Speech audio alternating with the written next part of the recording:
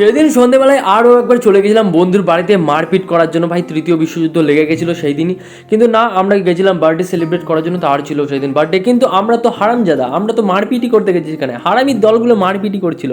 যাই হোক, happy birthday to you, happy birthday to you, happy birthday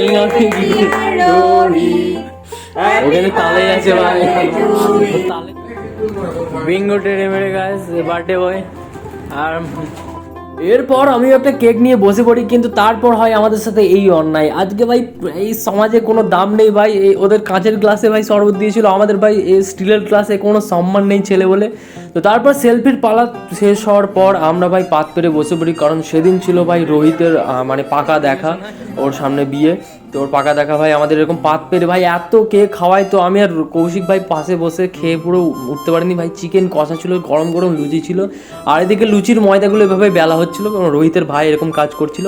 তারপর ভাই এই মাংসের হাড়গুলো সাইড করো সাইড করো, মিষ্টি এগুলো ছিল, মিষ্টি মিষ্টি মিষ্টি খেয়ে ভাই পুরো পেট ফেট বার করে তারপর মানে আধা ঘন্টা বসেছিলাম। তারপর বাড়িতে আসে একটা ছোট্ট অতিথি, যাকে দেখার জন্য আমরা সবাই ভিড় জমাই। তোমরা ততক্ষণ চ্যানেলটা সাবস্ক্রাইব করে দাও। বাকি বাই।